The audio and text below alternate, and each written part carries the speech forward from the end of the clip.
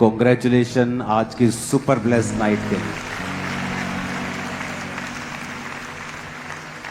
आप सबको मेरी आवाज सुनाई दे रही है? पीछे पीछे आगे तो दे रही है, पीछे हाथ हिलाओ अगर पीछे सुनाई दे रही है। लास्ट में सुनाई दे रही है तो हाथ हिलाओ जोर से, दोनों हाथ। आपने चेक किया पीछे सभी जगह? ओके, कॉन्ग्रेचुलेशन आज की सुपर ब्लेस नाइट के लिए, मीटिंग के लिए। शैतान का तड़फना इस बात का सबूत है कि हम राइट ट्रैक के ऊपर हैं।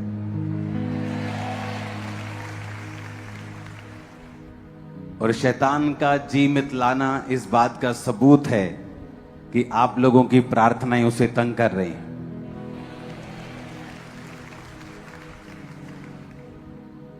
आज जो आप सुनेंगे शायद आपने अपनी लाइफ में कभी नहीं सुना होगा पहले। और मैं चाहता हूं सब वॉलंटियर से लेके सब कैमरामैन सब लोग बैठ जाएं। कोई मूवमेंट नहीं चाहिए किसी भी तरह की। ओके, सब लोग जस्ट आज सुनो। ये बड़ी स्पिरिचुअल चीज है जो मैं आपसे आज बात करने वाला हूं। बाइबल कहती है कि जब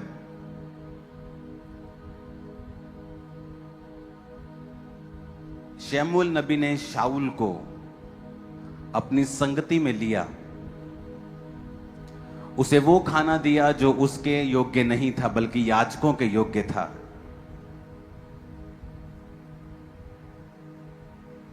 और जब वो रास्ते में वापस जा रहा था, एक नबियों का झुंड उसे मिला। लिखा जब शाऊल नबियों के झुंड में गया तो वो नबूवत करने लगा। और एक कहावत चली, क्या शाऊल भी नबियों में से है? जबकि शाऊल एक नबी नहीं था, एक राजा होने के लिए चुना गया था। क्योंकि उस संगति में गया जो संगति पवित्र आत्मा से भरपूर थी, तो वो भी वो काम करने लगा जो वो संगति कर रही थी। आप जैसी संगति में होते हैं, आप वैसे ही अपने आप एक्ट करने लग जाते हैं। आप अगर शराबियों की बहुत संगति करेंगे तो एक दिन आप शराब पीने का बहाना ढूंढ लेंगे। व्यभिचारियों की संगति करेंगे तो आप एक ना एक दिन उस पाप में गिर ही जाएंगे। इसलिए परमेश्वर ने कहा व्यभिचार से भागो। लेकिन ये आज का टॉपिक नहीं है। मैं स्पिरिट की बात कर रहा हूं। आप स्पिरिट को कैच करते हैं जिस जैसे स्थान पर आप होते हैं। आपको शायद पता नहीं होगा, शायद पता होगा, आपको यहां बैठे हुए प्रार्थना करते हुए 6, 7, 8 घंटे हो गए हैं। और अगर आप अगले 8 घंटे भी बैठे रहेंगे तो आपको ऐसा नहीं लगेगा कि आपने बहुत लंबा समय प्रेयर की है, क्योंकि आप उस स्पिरिट के द्वारा कैच कर लिए जाते हैं।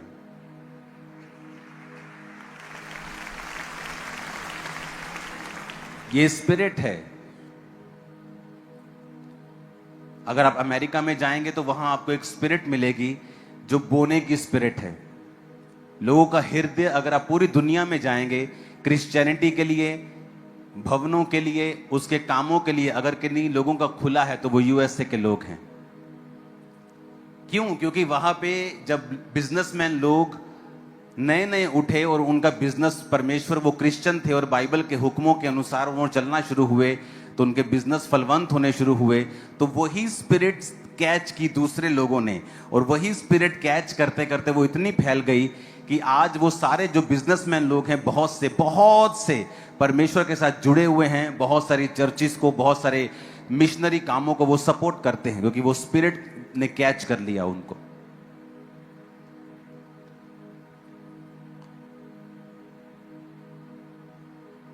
यानी आप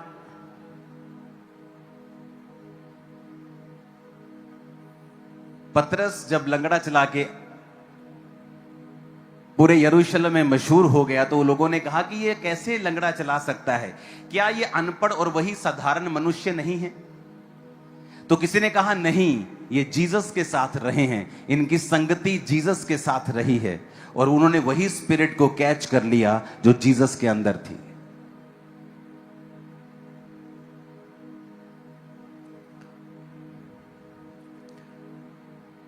अपनी स्क्रीन की ओर आप एक कैमरे को करेंगे।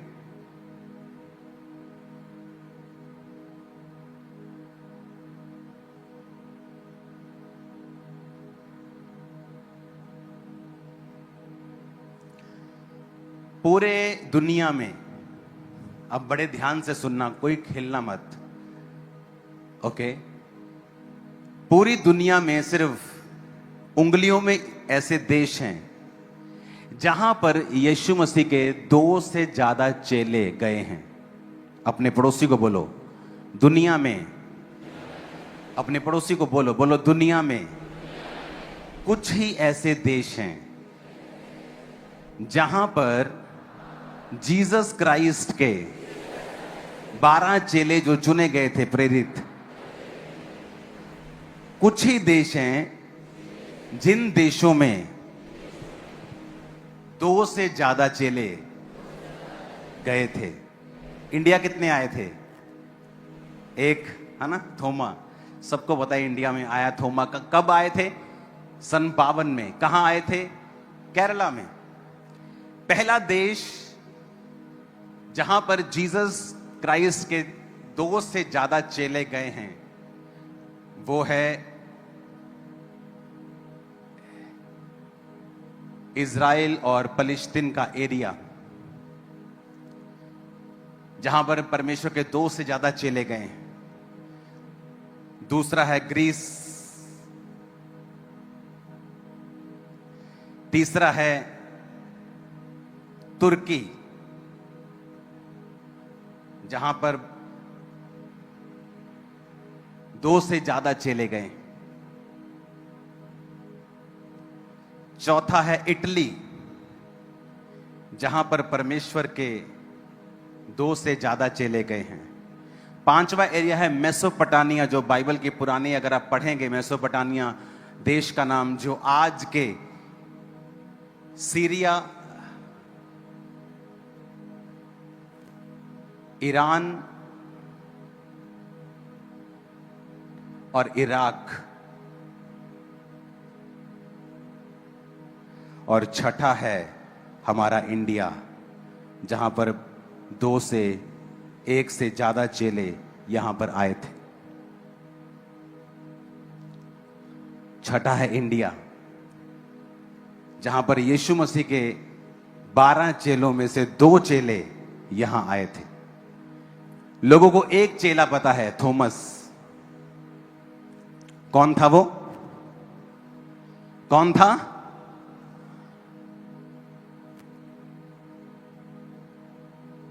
थॉमस, जो 52 ईस्वी में केरला के तट पर आए थे।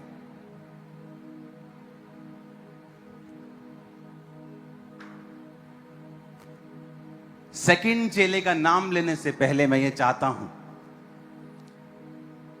हम मरकुस की उस आयत को पढ़ें जहां पर सब चेलों के नाम हैं।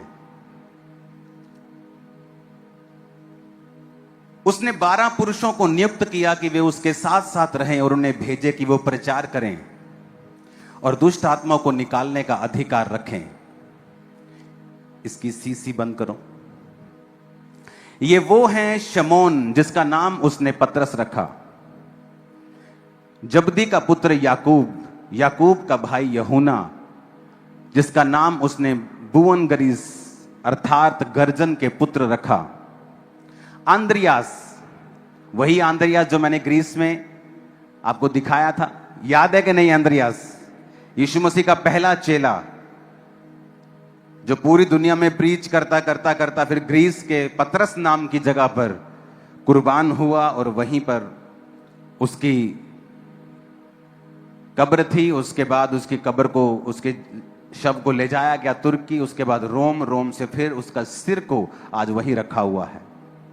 आगे है फिलिप्पुस। फिलिप्पुस के सिर को भी मैंने देखा है एक चर्च में पड़ा हुआ। और है बरतुल्मै। बरतुल्मै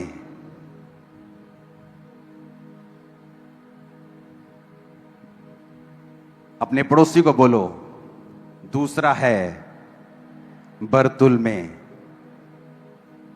आप हैरान होंगे कि बरतुल्मै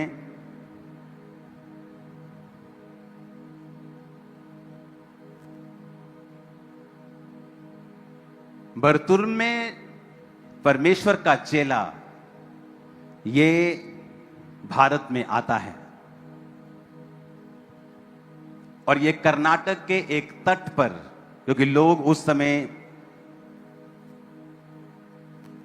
नावों से ज्यादा चलते थे। थोमा आया था केरला के तट के ऊपर। वो जगह मैंने देखी है अपनी आंखों से, जिस तट पे वो उतरा था। वो क्रूज को लेके चलता होता था। उस क्रूज को मैंने ओरिजिनली, थोमा के ओरिजिनल क्रूज को भी देखा है। बरतुल्मै जो परमेश्वर का चेला था, ये भी भारत में आया था।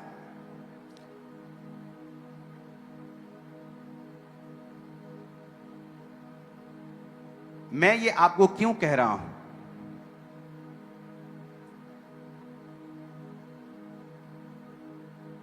ये भारत में कर्नाटका में उतरते हैं,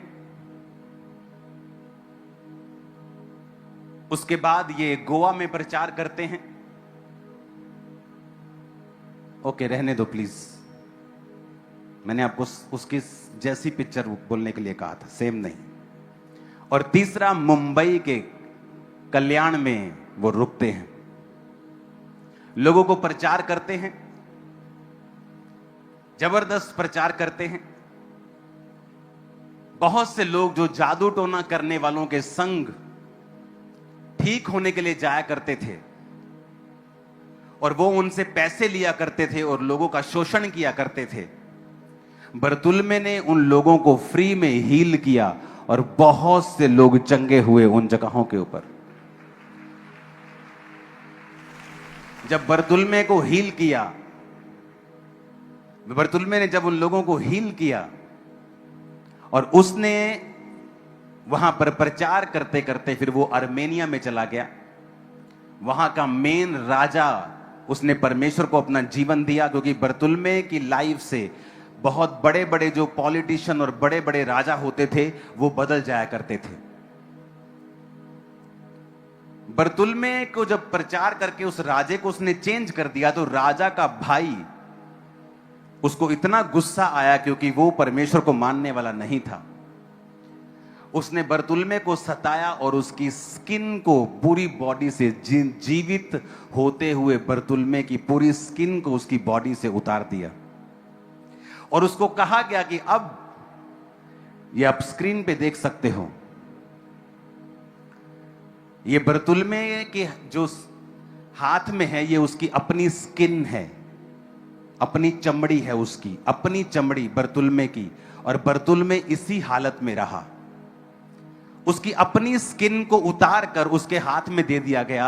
और जब बरतुल्मै ने फिर भी परमेश्वर के नाम का इनकार नहीं किया, तो फिर उसके गले को काटकर उसको शहीद कर दिया गया। आज अगर आप पूरी दुनिया में स्टडी करेंगे तो बहुत सारी जगह के ऊपर,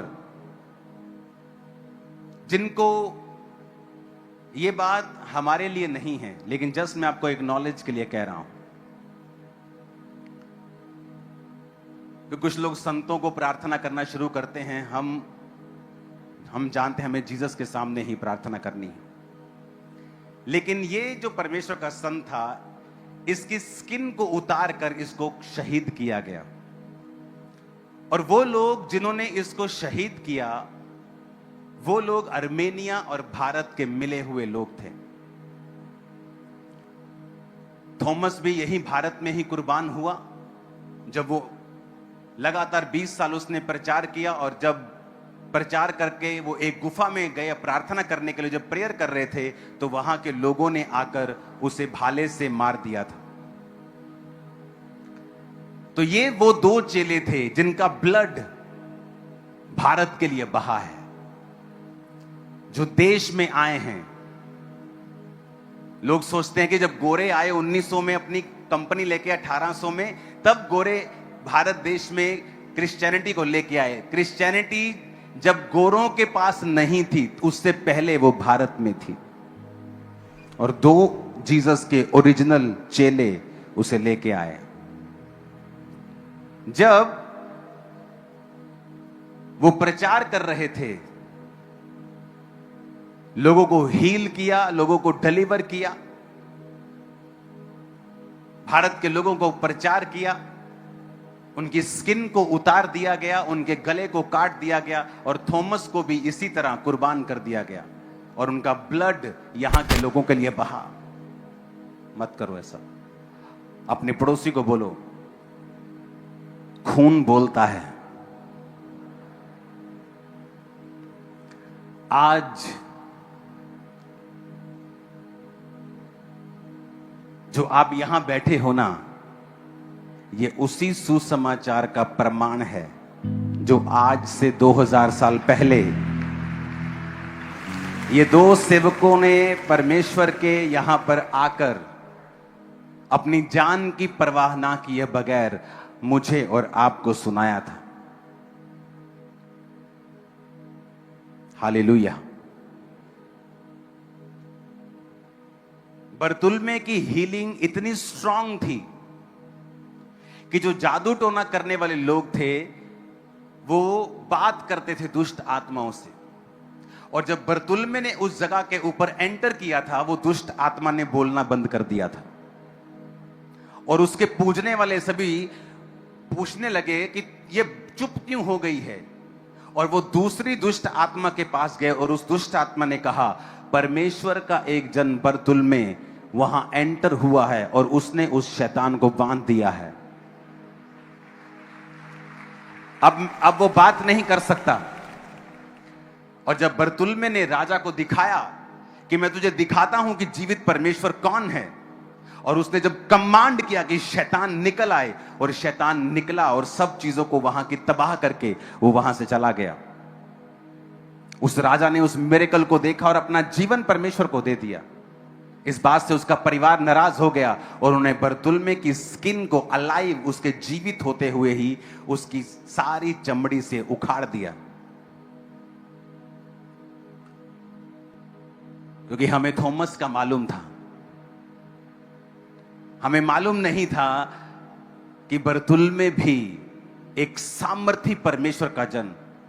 उसके प्रचार में इतनी पावर होती थी कि जो बड़े बड़े राजा होते थे, जब उसको सुनते थे, पूरी तरह से अपने मन को परमेश्वर में दे देते, खो जाते थे। वो उस अनॉइंटिंग के सामने शैतान बोलकर समर्पित होके वहां से भाग जाया करता था।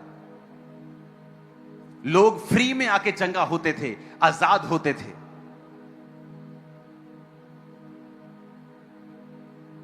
और उनसे जो रुपए ऐंठे जाते थे चंगाई के लिए, वो बंद हो गए, और लोग वहां आकर सुसमाचार सुनने लगे।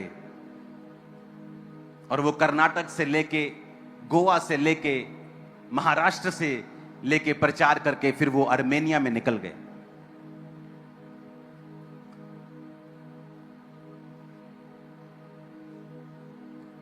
अपने पड़ोसी को बोलो, आज स्पिरिट को कैच करना है। ऊंची आवाज में कहो अपने पड़ोसी से, आमीन।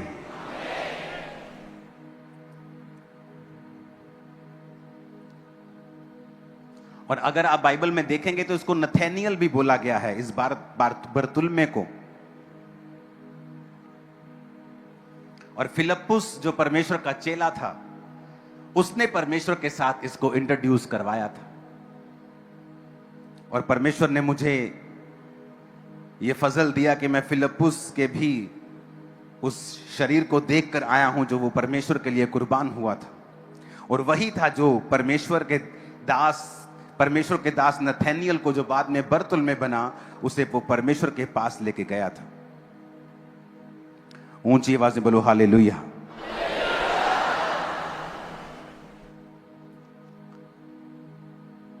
ऐसा हो सकता है कि आप धर्मियों के बीच में रहें जो प्रार्थना करने की आत्मा से भरे हुए हैं। आप उनके बीच में रहें जो दर्शन देखते हैं, जो हीलिंग करते हैं, लेकिन आपकी लाइफ में वो ब्लेसिंग ना हो, क्योंकि आपकी जो स्पिरिट है वो परमेश्वर के लिए ओपन नहीं है।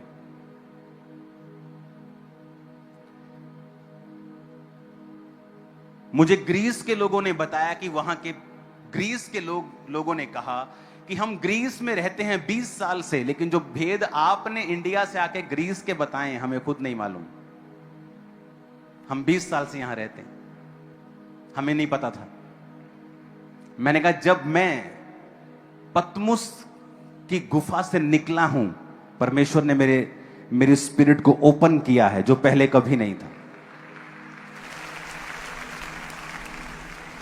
मैं पहले दिन में किसी और रूप में गया था, लेकिन तीसरे दिन मैं किसी और रूप में बाहर आया था। जब मैं फाइनली 3 दिन के बाद उस गुफा से बाहर आया, और मेरे परिवार ने भी ये चीज नोटिस की कि आप गए किसी और रीति से थे, लेकिन आए सेम नहीं हो।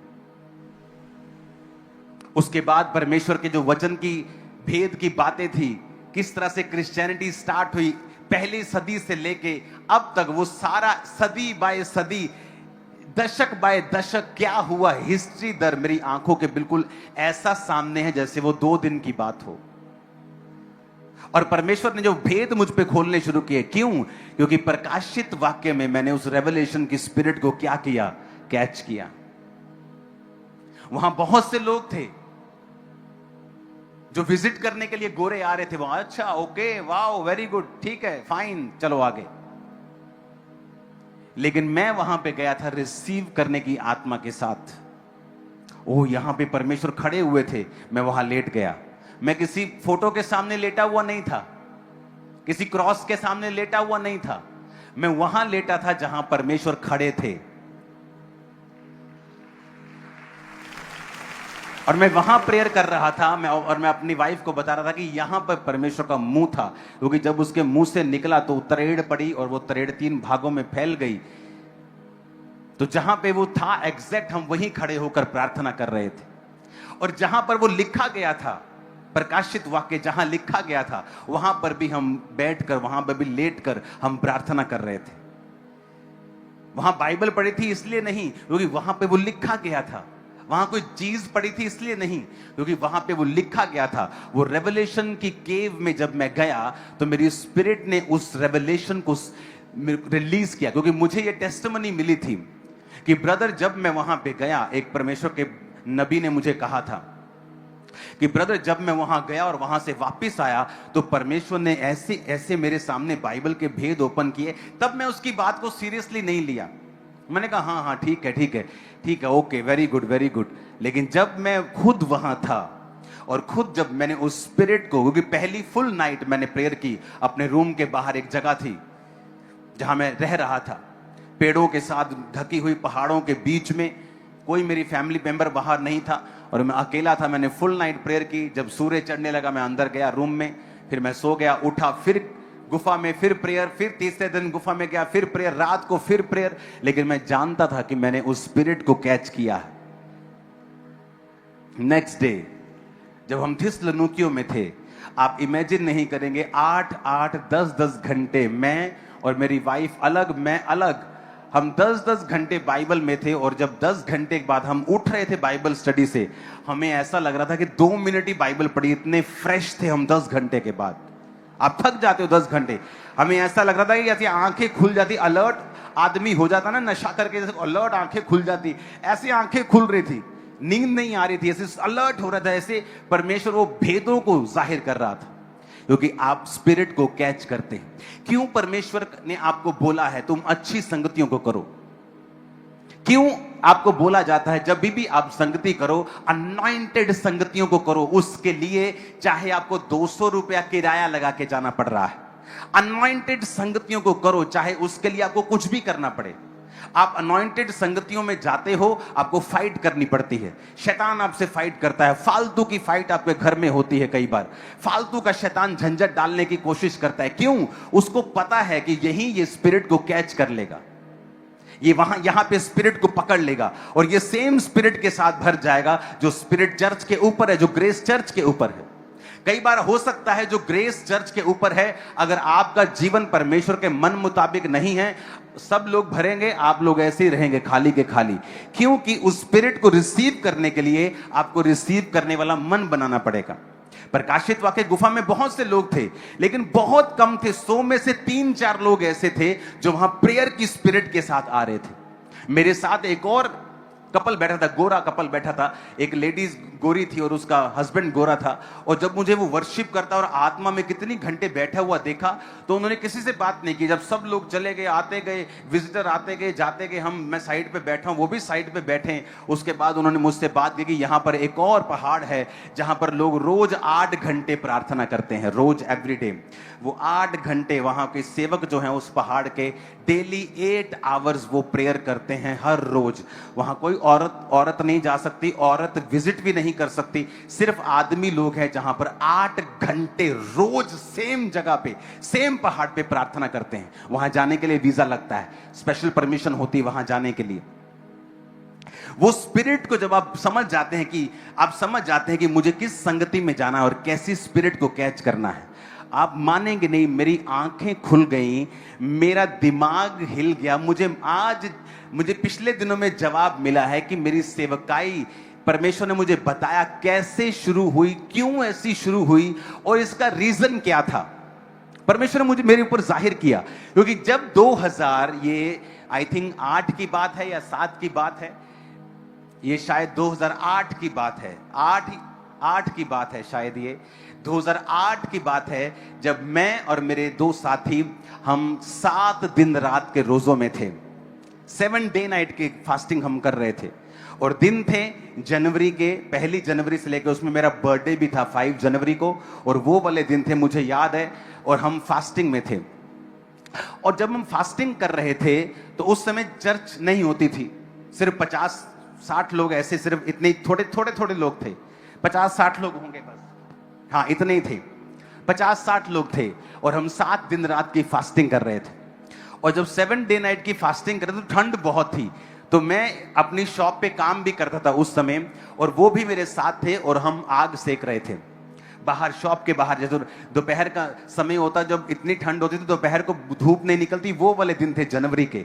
और ऐसे पूरी धुंध सी पड़ी हुई है और हम आग सेक रहे हैं, और मेरे सामने से एक व्यक्ति निकलता है और उसने अपने पैरों के ऊपर जुराबें नहीं डाली हुई, और उसके पैर जो हैं उसमें ब्लड निकल रहा है। और मैंने अपने साथी को बोला, अपने असिस्टेंट को बोला, वो मेरी हेल्प करता था उस समय, मैंने कहा इससे पूछ के आ कि ये व्यक्ति, इसको जुराबें चाहिए क्या, मैं उसको जुराबें दे दूं। जब उससे पूछा गया कि आपको जुराबें चाहिए, आपने इतनी सर्दी है, हमसे बैठा नहीं जा रहा, हम आग जला के बैठे हैं, आप इतनी सर्दी में बिना टांगे थोड़ी सी खाली हैं, पैर खाली हैं, आप जुराबें नहीं डाली आपने। कहता नहीं मेरे पास पैसे हैं, मैं गरीब नहीं हूं, लेकिन मेरे शरीर के ऊपर एक स्किन का रोग है, मुझे सोराइसिस है, मुझे स्किन का रोग है। रोज मेरी फैमिली 25 से 30 ग्राम इतना सारा मांस जो है मेरी बॉडी का इकट्ठा करती है। मेरी बॉडी में कपड़े नहीं डाल सकता, बहुत ज़्यादा ठंड है, तो अभी मैंने सिर्फ 1-2 चीज़ें ओढ़ी हुई हैं और मैं ज़्यादा कपड़े नहीं डाल सकता। मैंने उसको यीशु मसीह का प्रचार सुनाया, और छोटा सा एक कैमरा हमारे पास होता था। मैंने जब उस पर प्रार्थना की, मैंने कहा चलिए मैं आपके लिए प्रेयर करता हूं।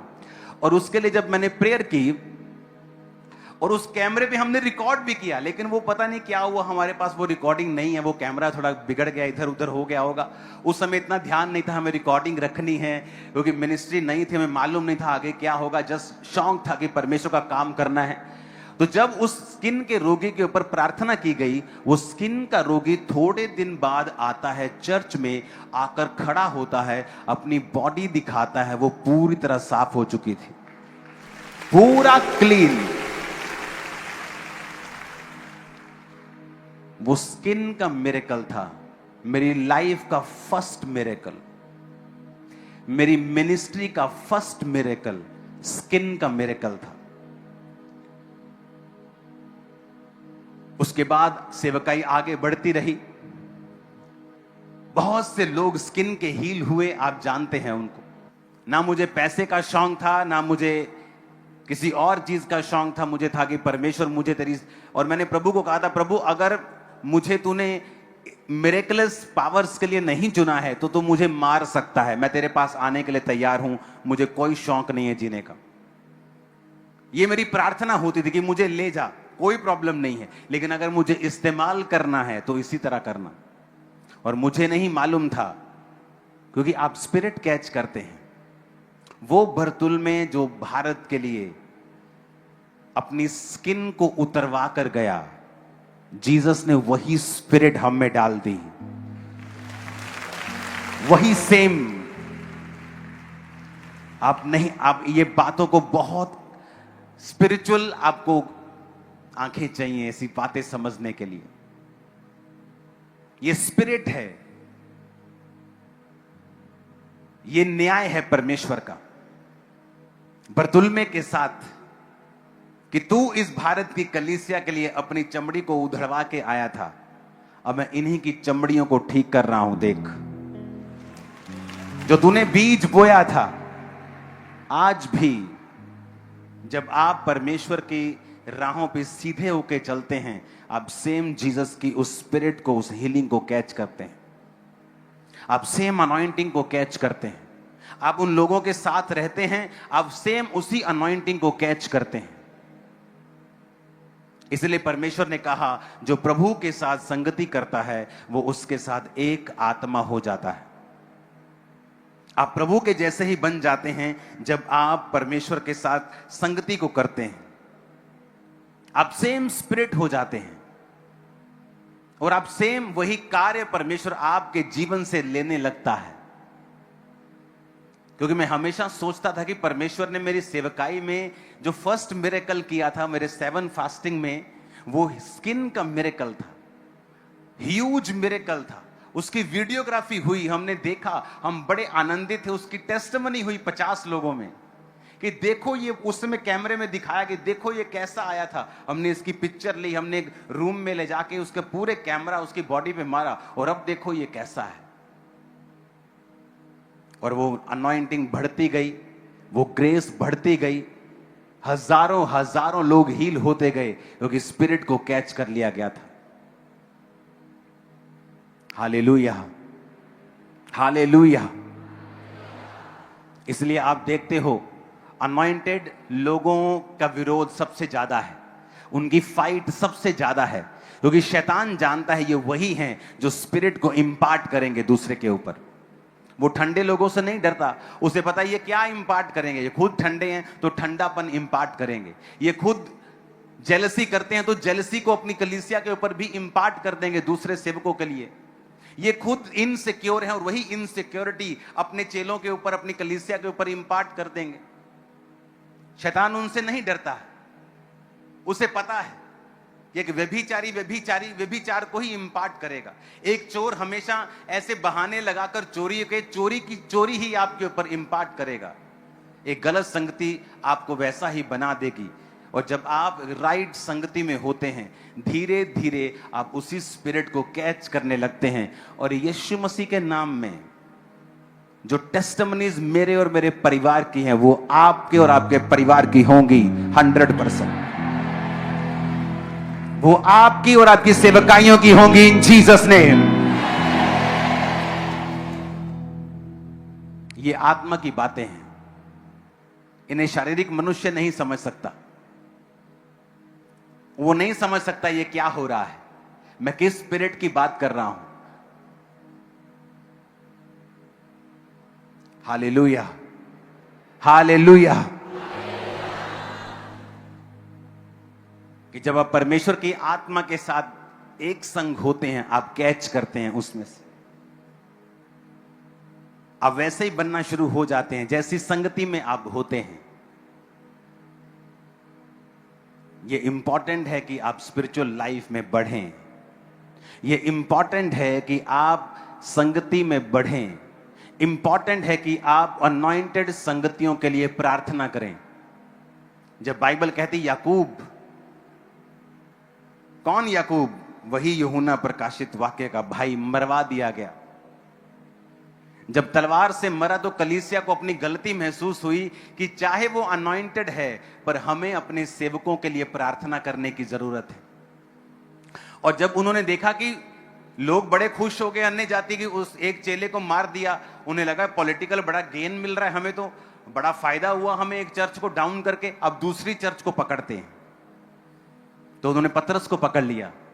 जब पतरस को पकड़ा तो कलीसिया को अपनी गलती याद आई, हमने याकूब के लिए प्रार्थना नहीं की, हमने अपने सेवकों के लिए प्रार्थना नहीं की। और बाइबल कहती वो पतरस के लिए लॉ लगाकर पूरी कलीसिया प्रार्थना करने लगी। जब पूरी कलीसिया पतरस के लिए प्रार्थना करने लगी, परमेश्वर ने अपने दूत को भेजा और वो पतरस को छुड़ा कर लेके आया और वो उस बंदी गृह से निकाल कर वापिस आया। जिस घर में वो आया वो उसी चेलों में से एक जो पौलुस के संग संग चले और सुसमाचार को लिखा मरकुस नाम के, उसका घर। और पतरस वहां आया और लोग डर गए, एक दासी डर गई, कहती बाहर पतरस का दूत खड़ा है। पतरस कैसे आ सकता, वो तो जेल में है। लेकिन उन्हें नहीं पता था कि उनकी कॉन्टिन्यूज लो लगाकर यानी ध्यान लगाकर की गई प्रार्थना ने पतरस को छुड़ा लिया है। इसलिए मैं आपसे कहता हूं, यह समय आ चुका है, बेदारी का, और शैतान भी जानता है। अगर आपने अपने पास्टर के लिए, अपने अगुवे के लिए कभी प्रार्थना नहीं की है और जस्ट 5 मिनट की, 10 मिनट की है, ये वो समय आ रहा है जब आपको लॉ लगाकर प्रार्थना करनी है और परमेश्वर एक बड़ा काम करेगा और वो समय पर छुड़ाएगा और शैतान के सारी योजनाएं रद्द करेगा। आमीन, आमीन। जो काम परमेश्वर ने हमारे लिए चुना है उस काम को शैतान खराब नहीं कर सकता है। लेकिन क्या कलीसिया प्रार्थना कर रही है? क्या कलीसिया आत्मिक राह पे है? क्या कलीसिया ये जानती है कि उसको अपने सेवक के लिए, अपने उस परमेश्वर के अगुवे के लिए जो ये भार उठा रहा है उसके लिए हमें प्रार्थना करनी है? क्योंकि वही स्पिरिट को कैच कर रहा है और हम उसी की स्पिरिट से कैच कर रहे हैं, उसी अनॉइंटिंग को हम ग्रहण कर रहे हैं। और जब आप इन बातों को समझ जाते हैं कि अपने अगुवे से सिर्फ लेने के लिए नहीं आना है ब्लेसिंग्स को और अनॉइंटिंग को, उसके लिए हमें लॉ लगाकर, घुटने लगाकर, फास्टिंग में प्रार्थना भी करनी है। और जब कलीसिया को अपनी गलती समझ आई तो परमेश्वर ने पतरस को बचाया। और कलीसिया के लिए मैसेज था कि तुम्हारा पास्टर जितना मर्जी पावरफुल हो, अनॉइंटेड हो, गिफ्टों से भरा हुआ हो, लेकिन उसको तुम्हारी प्रार्थनाओं की जरूरत है। इसलिए पौलुस हर कलीसिया को लिखता था, हमारे लिए प्रार्थना करो। ऊंची आवाज में बोलो हालेलुया। आज हमें यह बात समझनी होगी कि परमेश्वर एक बीज को डाल रहा है और यह बीज वहां डल रहा है जहां पहले कभी नहीं डला। और शैतान यह बात जानता है कि परमेश्वर ने जहां पर बीज डाला है वो बीज कभी भी व्यर्थ नहीं हुआ है। परमेश्वर इस कलीसिया को एक ऐसी जगहों पर बीज डालने के लिए इस्तेमाल कर रहा है जो पहले कभी नहीं हुआ था। यह बीज किसी धर्म परिवर्तन का नहीं, यह बीज मन परिवर्तन का है। और शैतान इस बात को जानता है, वो झूठ को फैलाता है, वो चीजें करता है, लेकिन वो ये नहीं जानता कि कलीसिया के दोनों हाथों में लड्डू हैं। वो परसिक्यूशन में भी लड्डू है, वो बढ़ती है तब भी लड्डू है। वो दोनों तरफ से आशीषित है, उसके लिए सब बातें मिलकर भलाई को पैदा करती हैं। और परमेश्वर ने आपको चुना है वो बीज डालने के लिए जहां वो काम कभी नहीं हुआ। आप एक धन्य कलीसिया हैं, आप एक ब्लेस्ड कलीसिया हैं।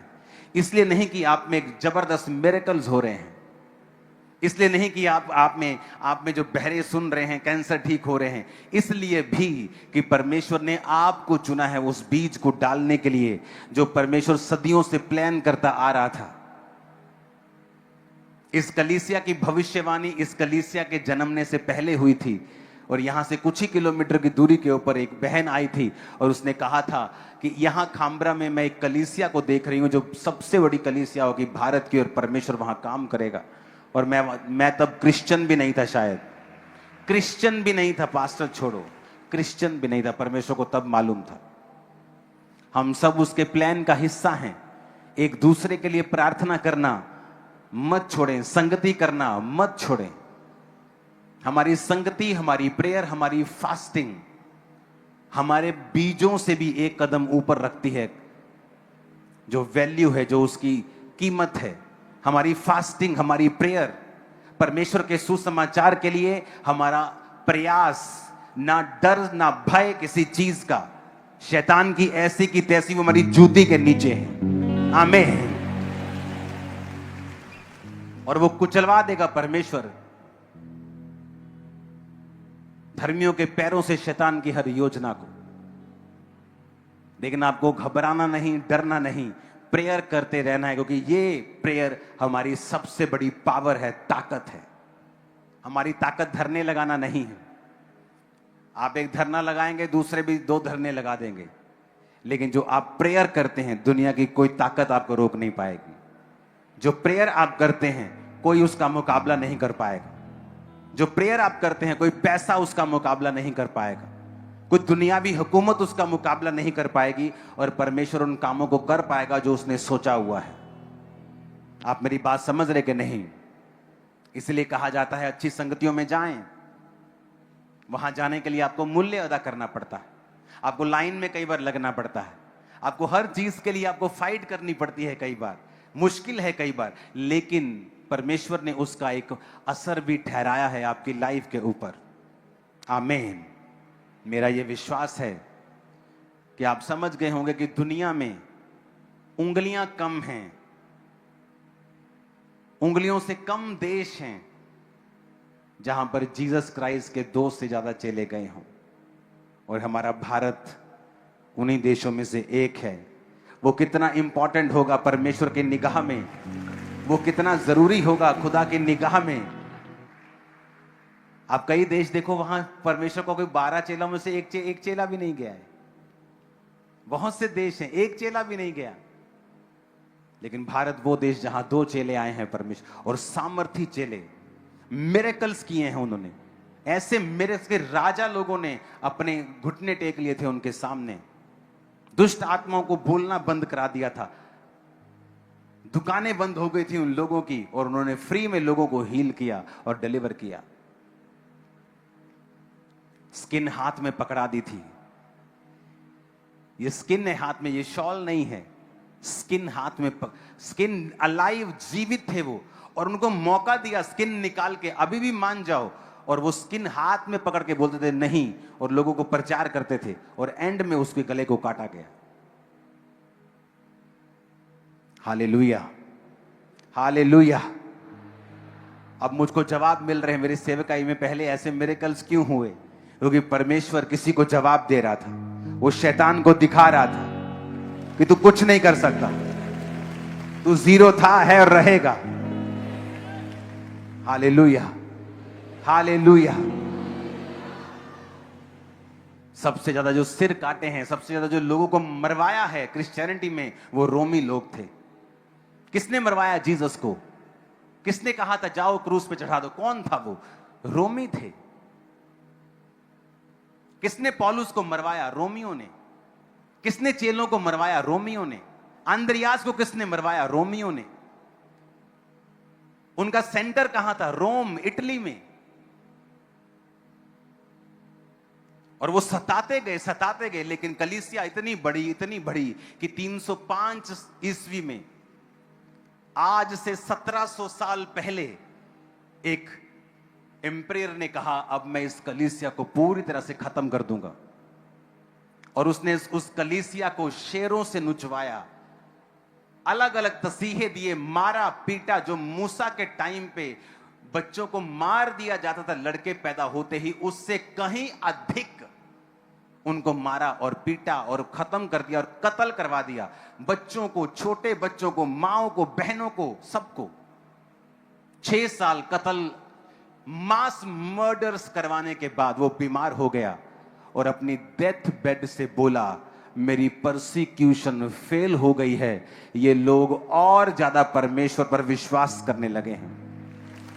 उसे हैरानी थी कि ये कैसा धर्म है, ये कैसा परमेश्वर है, किसको ये मानते हैं कि अपनी मौत के सामने भी झुक नहीं रहे, अपने बच्चों अपने परिवार की मौत के सामने भी झुक नहीं रहे?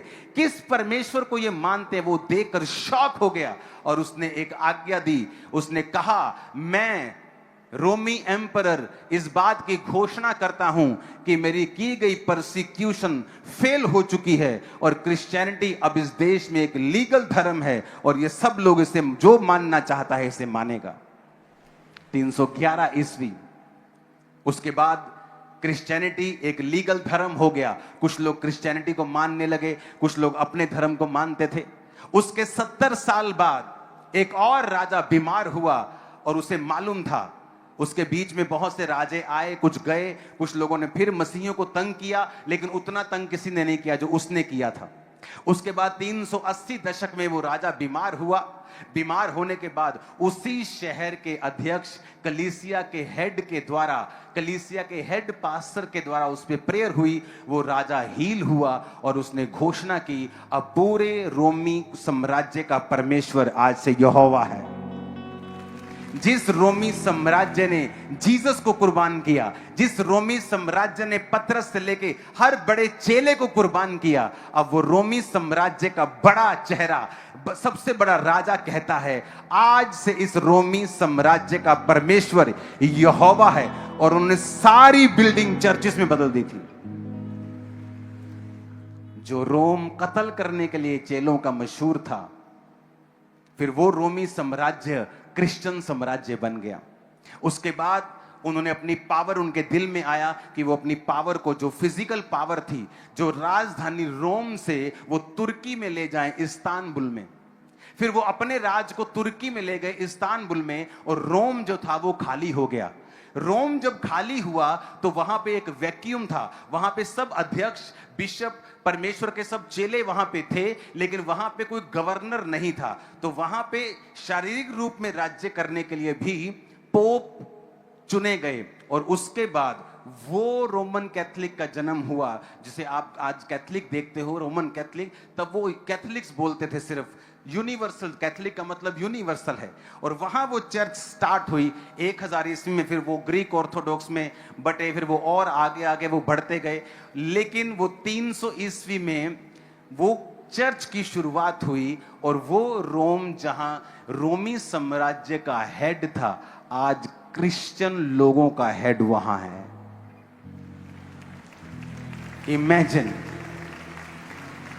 इमेजिन करो, एक एक कुर्बानी परमेश्वर ने उसका हिसाब लिया।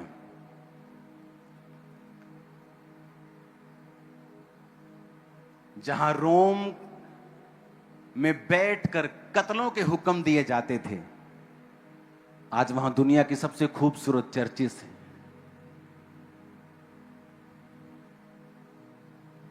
Hallelujah, hallelujah. और ये हिस्ट्री मेरी आंखों के सामने खुलती गई, परत दर परत दर परत। क्या हो रहा है, कैसे परमेश्वर ने कार्य किया। जब आपका परसिक्यूशन हो, सताव हो, तो आनंद मनाओ, क्योंकि अब वहां बीज डलेगा जहां नहीं डला है। अब वहां काम होगा जहां नहीं हुआ है। आमीन ऊंचे वाला चाहिए चर्च। अपने हाथों को उठाओ और एक बात याद रखो, जब भी फुल नाइट प्रेयर है, आपको प्रार्थना किस चीज के लिए करनी है?